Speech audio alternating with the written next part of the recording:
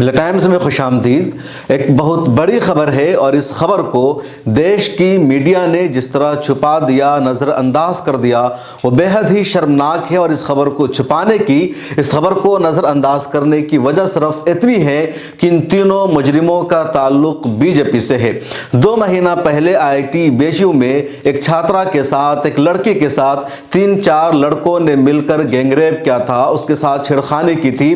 बंदूक की नोक पर उन लड़कियों के साथ गैंगरेप किया गया था, उसकी वीडियो बनाई थी। यह खबर अहम नहीं है क्योंकि गैंगरेप या इस तरह की खबरें या इस तरह के वाक़यात लगातार सामने आ रहे हैं। असल खबर यह है कि जिन 3 छात्रों ने, जिन 3 लड़कों ने लड़की के साथ बंदूक की नोक पर गैंगरेप किया, उसके साथ छेड़छानी की, उसकी इज्जत का सौदा किया, उन तीनों लड़कों का ताल्लुक बीजेपी से है और बीजेपी IT सेल के मेंबर है। इससे भी बड़ी खबर इस खबर में यह है कि इन तीनों में से कई की तस्वीर बीजेपी के बड़े बड़े नेताओं के साथ है और शायद यही वजह है कि इस खबर को बिल्कुल ही नजरअंदाज कर दिया गया है, छुपा दिया गया है। जब हम बात कर रहे हैं कि इन तीनों की तस्वीर देश के बड़े बड़े नेताओं के साथ है, तो इनमें बीजेपी के सबसे बड़े नेता, देश के वज़ीर आज़म, जिनको बीजेपी के लीडर से कहते हैं कि दुनिया के सबसे बड़े लीडर और सबसे चहीते नेता हैं, यानी नरेंद्र मोदी साहब, उनके साथ इन मुजरिमों में से, इन मुलजिमों में से एक की तस्वीर है। इसी तरह बीजेपी के कौमी सदर JP नड्डा के साथ इनमें से एक की तस्वीर है। बाल विकास मंत्री है मोहतरमा स्मृति ईरानी, जो बीजेपी की कदावर नेता मानी जाती है, उनके साथ इन बलात्कारियों की तस्वीर है। उत्तर प्रदेश के मुख्यमंत्री योगी आदित्यनाथ के साथ इनकी तस्वीर है। और ये जो पूरा मामला हुआ आज से 2 महीना पहले, यानी नवंबर की 1 तारीख को BHU IIT की छात्रा के साथ इन लोगों ने रेप किया, गैंगरेप किया, बंदूक की नोक पर किया गया। इस बीच कई मर्तबा FIR करने की मांग की गई, पुलिस ने टाल मटोल किया, फिर पुलिस ने FIR दर्ज की और अब यानी आज 31 दिसंबर को ठीक 2 महीना बाद पुलिस ने इन तीनों को गिरफ्तार किया है। और इन तीनों में से पहला नाम है कुणाल पांडे का, दूसरा नाम है सक्षम पटेल का, तीसरा नाम है आनंद उर्फ अभिषेक चौहान का। दैनिक भास्कर ने इन तीनों की तस्वीर शाये की है, इन तीनों का नाम लिखा है, इनका ओहदा क्या है वो सब अपने पोस्टर में दैनिक भास्कर ने लिख दिया है। यानी ये तीनों, कुणाल पांडे, सक्षम पटेल, आनंद उर्फ अभिषेक चौहान, बीजेपी IT सेल के मेंबर हैं और इनकी तस्वीरें अब सोशल मीडिया पर वायरल हो रही है, बड़े बड़े नेताओं के साथ वायरल हो रही है। कुणाल पांडे जो 3 आरोपियों में से एक है, उसकी तस्वीर बीजेपी के राष्ट्रीय अध्यक्ष JP नड्डा साहब के साथ हैं।